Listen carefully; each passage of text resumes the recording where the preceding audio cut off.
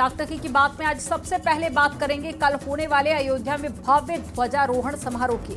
PM Modi का रामपथ फहराएगा धर्म ध्वज। इसके साथ ही बात करेंगे धर्म ध्वजा पर विपक्ष की सियासत की। धर्म ध्वजा से सनातन संदेश, सियासी कलेश क्यों हो रहा है इसकी। और इसके अलावा बात करेंगे अखिलेश के उस बयान की जिसमें उन्होंने प्रधानमंत्री मोदी के विकसित भारत विजन पर तंज कसा है। अखिलेश का बयान विजन 2047 पर घमासान। इसके साथ ही बात करेंगे एसआईआर की, जिसको लेकर एक बार फिर से राहुल गांधी ने पोस्ट करके सियासत को काफी ज्यादा गर्मा दिया है। अब आपको खबरें दिखाते हैं विस्तार से।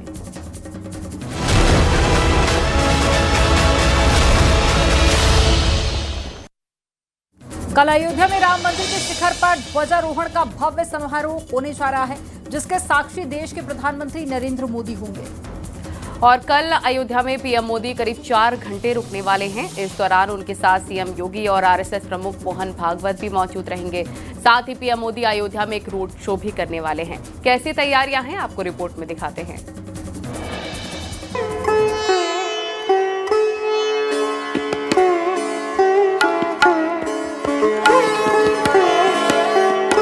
प्रभु राम की नगरी अयोध्या एक बार फिर उसी दिव्य रूप में दिखाई दे रही है जिस तरह रामलला के प्राण प्रतिष्ठा के समय सजी थी।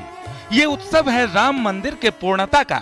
ये उत्साह है धर्म ध्वजा की स्थापना की, जिसके साक्षी देश के प्रधानमंत्री नरेंद्र मोदी बनने वाले हैं।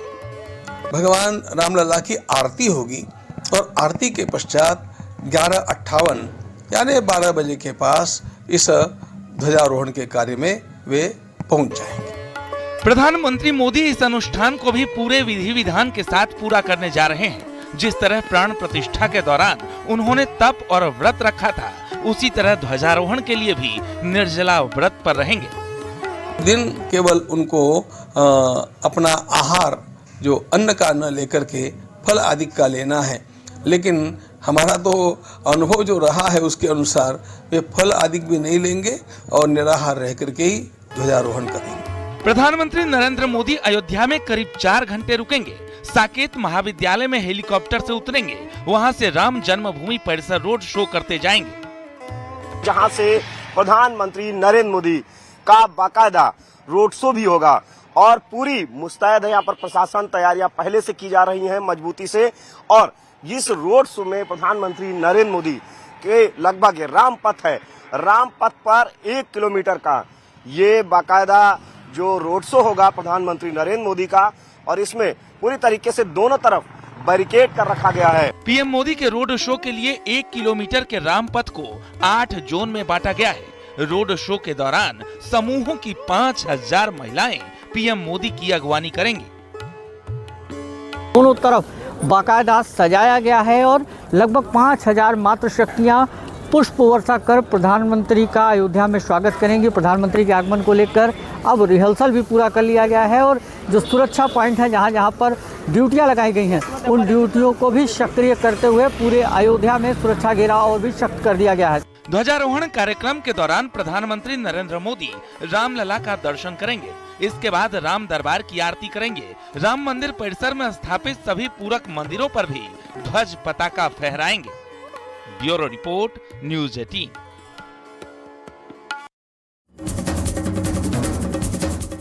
धर्म ध्वजा स्थापना को लेकर पीएम मोदी ने सोशल मीडिया पर पोस्ट किया है और पीएम मोदी ने लिखा है, प्रभु श्री राम भारतवर्ष की आत्मा, उसकी चेतना, उसके गौरव का आधार हैं। मेरे लिए ये परम सौभाग्य की बात है कि कल 25 नवंबर को सुबह करीब 10 बजे अयोध्या के दिव्य भव्य श्री राम जन्मभूमि मंदिर परिसर में दर्शन पूजन का अवसर प्राप्त होगा।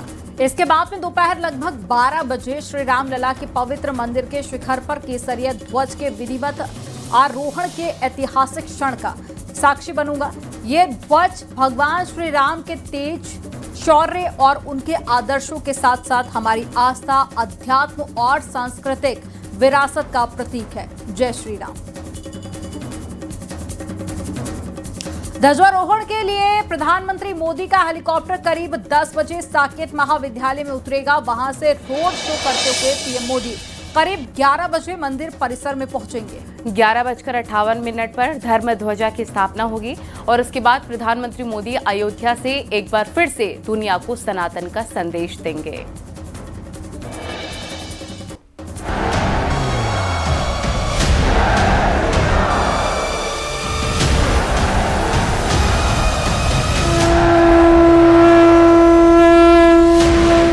अयोध्या में ध्वजारोहण का उत्सव भव्य और दिव्य होने जा रहा है। अयोध्या की हर गली सजी हुई है, भक्तों की भीड़ लगी है, धार्मिक अनुष्ठान चल रहे हैं क्योंकि विवाह पंचमी के शुभ मौके पर धर्म ध्वजा की स्थापना होने वाली है।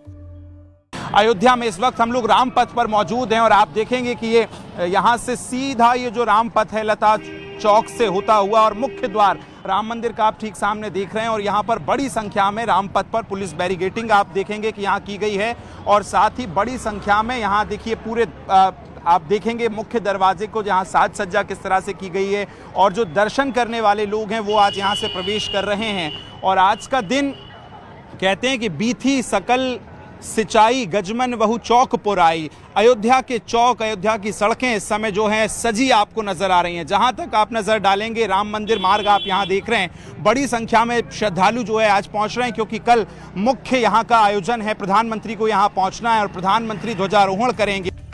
ध्वजारोहण में मुख्य पंडित के साथ पीएम मोदी, आरएसएस प्रमुख मोहन भागवत, सीएम योगी, राज्यपाल आनंदीबेन पटेल मुख्य रूप से शामिल होंगे। इसके अलावा करीब 8000 मेहमान इस पल के साक्षी बनेंगे। पंचमी के शुभ अवसर पर राम जन्मभूमि मंदिर शिखर का ध्वजारोहण समारोह संपन्न हो रहा है। देश के माननीय प्रधानमंत्री श्रीमान नरेंद्र मोदी जी तथा राष्ट्रीय स्वयंसेवक संघ के सरसंघ चालक श्री मोहन भागवत जी, इन दोनों के करकमलों से ये ध्वजारोहण कार्य संपन्न होगा। ध्वजारोहण के लिए प्रधानमंत्री मोदी का हेलीकॉप्टर करीब 10 बजे साकेत महाविद्यालय में उतरेगा। वहां से रोड शो करते हुए पीएम मोदी करीब 11 बजे मंदिर परिसर पहुंचेंगे। सबसे पहले वे सभी मठ मंदिरों के दर्शन करेंगे, सप्त मंदिर शेषावतार के दर्शन करेंगे, रामलला की पूजा अर्चना करेंगे, राम दरबार की विशेष आरती में शामिल होंगे। इसके बाद 11:58 से 12:30 के शुभ मुहूर्त के बीच वे राम मंदिर के शिखर पर धर्म ध्वज की स्थापना करेंगे। इसके बाद लोगों को संबोधित करेंगे। करीब 1:30 बजे तक पीएम मोदी अयोध्या में रहेंगे। जब प्रधानमंत्री ध्वजारोहण का कार्यक्रम संपन्न कराएंगे और इसके बाद शाम को राम मंदिर परिसर में राम दरबार जहां स्थित है वहां पर भगवान राम और माता सीता का विवाह संपन्न कराया जाएगा। इसके साथ ही कल सप्त ऋषि मंदिर में पूजा करने के साथ प्रधानमंत्री कार्यक्रम का आगाज करेंगे। राम मंदिर के शिखर पर धर्म ध्वजा की स्थापना के लिए अतिथि पहुंच रहे हैं। अयोध्या एयरपोर्ट पर करीब 80 चार्टर्ड प्लेन उतरने वाले हैं।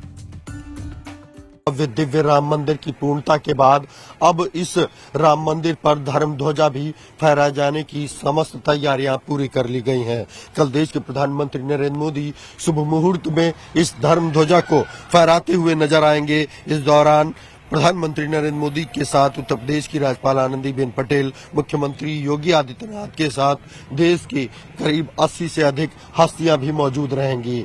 इन सभी हस्तियों के जो चार्टर्ड प्लेन हैं, जो जहाज हैं, वो इसी अयोध्या के महर्षि वाल्मीकि इंटरनेशनल एयरपोर्ट पर उतरते हुए नजर आएंगे, जिसके चलते आप देख सकते हैं कि एयरपोर्ट पर काफी कड़ी सुरक्षा व्यवस्था की। विवाह पंचमी के मौके पर होने वाले इस उत्सव में सिर्फ वही लोग शामिल हो पाएंगे जिन्हें निमंत्रण मिला है। लेकिन इस भव्य आयोजन को लेकर अयोध्या पहुंचने वाले हर राम भक्त बेहद खुश हैं। गुजरात पोरबंदर से। पोरबंदर से। तो अभी तो कल धर्म ध्वज लहरा दिया जाएगा, पूर्ण हो जाएगा, मोदी जी भी आ रहे हैं। तो भी अच्छा है, बहुत अच्छा है। बहुत अच्छा है, अच्छा लगा है। तो आप लोग कितने लोग हैं? हम 3000 लोग हैं। दर्शन के लिए आए हैं राम लला के। तो अभी कहाँ से हैं आप? हम तो गोंडा से। गोंडा से हैं? जी। आप तो बगल से हैं, तो बहुत कुछ बदल गया। तो अभी क्या लग रहा है? अभी बहुत अच्छा है, अब पूरा एकदम राममय है। राममय है जी। आप कहाँ से? अच्छा है, पोरबंदर से। पोरबंदर से आए हैं, गुजरात से। गुजरात से। तो बिल्कुल मनमोह ले रहा है। बहुत अच्छा है, मोदी ने बहुत अच्छा। पुणे से आए, इसके साथ ही आए। पुणे से आए हैं। तो कैसा लगा पूरा माहौल? बहुत सुंदर है, बहुत सुंदर है। एक बार अवश्य आइए। अवश्य आइए। तो मैम, कल धर्म ध्वज फहरा दिया जाएगा तो मंदिर का जो निर्माण है वो पूर्ण हो जाएगा। एक बड़ा दिन है राम मंदिर के लिए, इसको किस तरीके से देख रहे हैं आप लोग? बहुत अच्छा से देख रहे हैं। राम मंदिर पर फहराने वाला ध्वज कई मायनों में खास है। 191 फीट ऊपर लहराने वाला यह ध्वज मंदिर की पहचान को नई ऊंचाई देने वाला है। इस ध्वज पर सूर्य, ओम और कोविदार का प्रतीक चिन्ह है, जो अर्थ, धर्म, पराक्रम और राम राज्य के आदर्शों का संदेश देता है। Bureau report, news 18।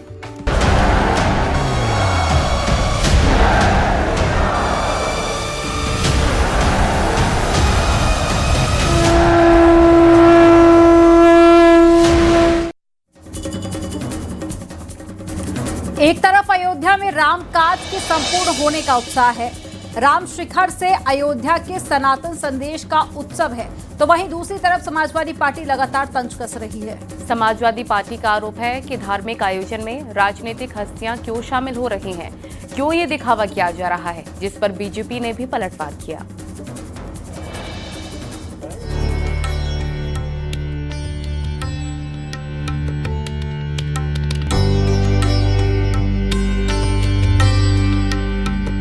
राम मंदिर पर धर्म ध्वजा की स्थापना की तैयारी पूरी हो चुकी है। सीएम योगी ने अयोध्या पहुंचकर खुद तैयारियों को परखा। साकेत महाविद्यालय से लेकर राम मंदिर, हनुमानगढ़ी, हर जगह पहुंचे और सभी चीजों की जानकारी ली। बीजेपी इस आयोजन को भव्य बता रही है और विपक्ष पर सवाल भी उठा रही है।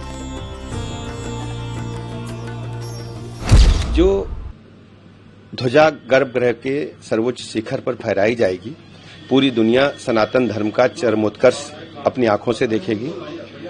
ध्वजा के बारे में हम सब जानते हैं, ब्रह्मांड की जो ऊर्जा है वो ध्वजा के माध्यम से गर्भगृह की ऊर्जा को एक करने का काम करती है।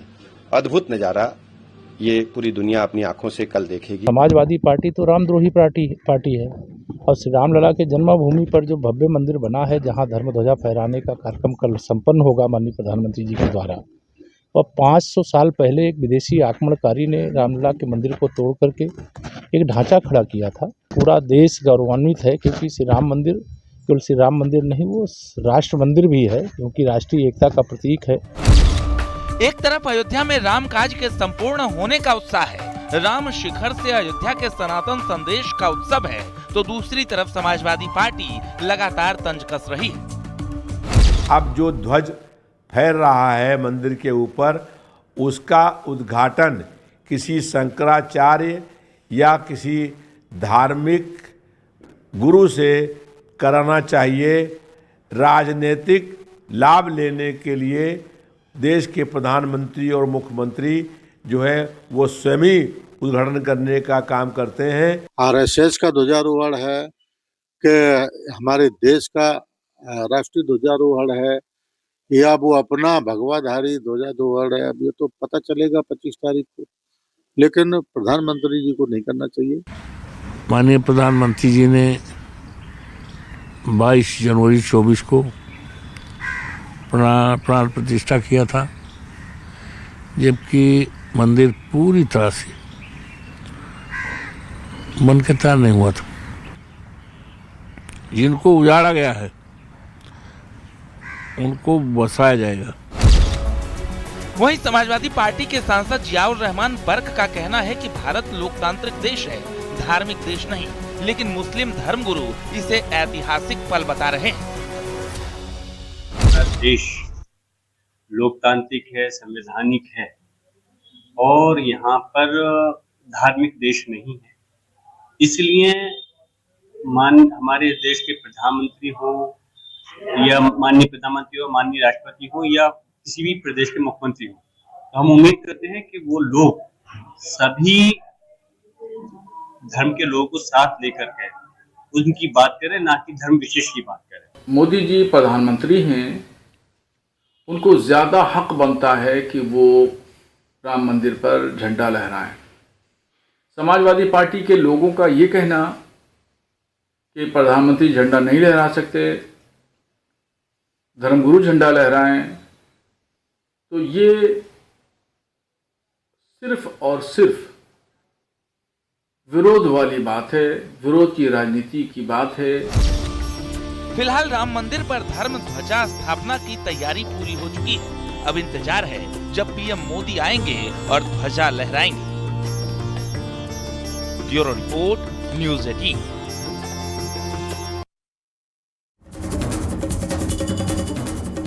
पीएम मोदी के विकसित भारत विजन 2047 पर अखिलेश के बयान के बाद घमासान छिड़ गया है। दरअसल अखिलेश यादव ने मोदी के विजन को बेमतलब की बातें बताकर तंज कसा है, जिसके बाद में बीजेपी ने अखिलेश पर जमकर निशाना साधा। डिप्टी सीएम केशव प्रसाद मौर्य ने कहा कि अखिलेश का मानसिक संतुलन बिगड़ चुका है। आपको दिखाते हैं।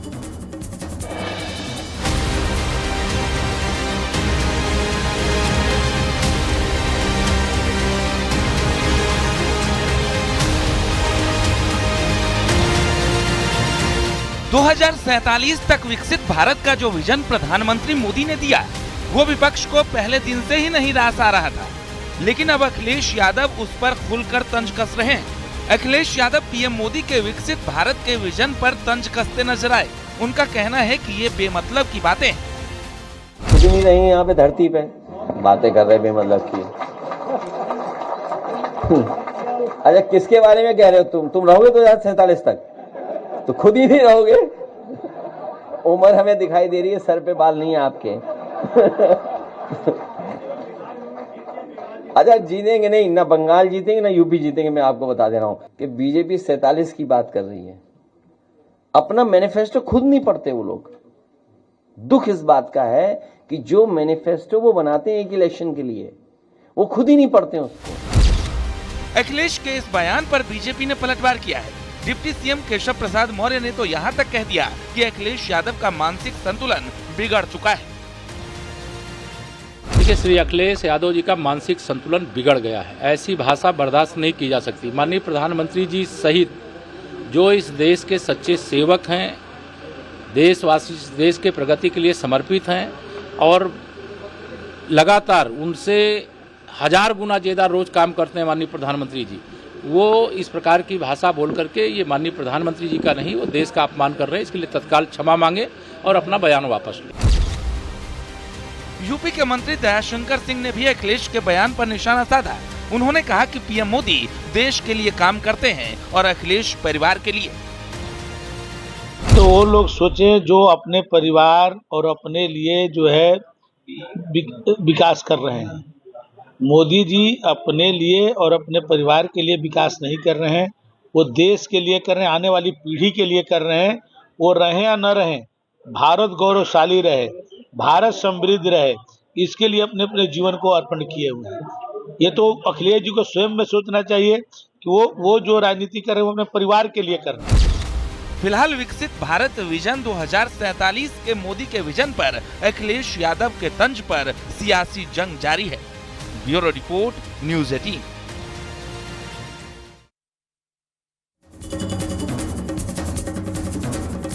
दिल्ली के इंडिया गेट पर प्रदूषण के खिलाफ चल रहा प्रदर्शन उस वक्त विवादों में आ गया जब कुछ प्रदर्शनकारियों ने नक्सली कमांडर मार्जी हिडमा के समर्थन में नारे लगाने शुरू कर दिए। प्रदर्शनकारी पुलिस से भिड़ भी गए और उन पर पुलिस वालों पर मिर्ची स्प्रे छिड़कने और बैरिकेड तोड़ने का आरोप लगा है, जिसके बाद कई लोगों को हिरासत में भी ले लिया गया। देखिए।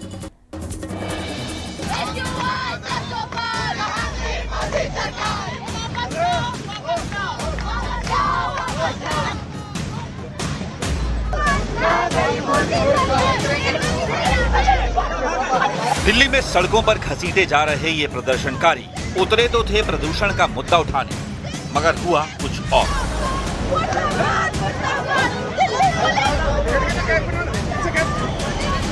कुछ प्रदर्शनकारी हाल ही में एनकाउंटर में ढेर किए गए नक्सली कमांडर हिडमा के समर्थन में नारे लगाने लगे।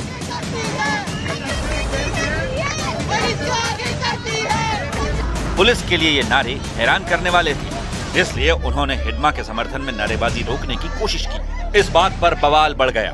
प्रदर्शनकारी सड़क पर बैठ गए, वो हिलने को तैयार नहीं हुए। कुछ प्रदर्शनकारियों पर पुलिस पर मिर्ची का स्प्रे छिड़कने का आरोप भी लगा।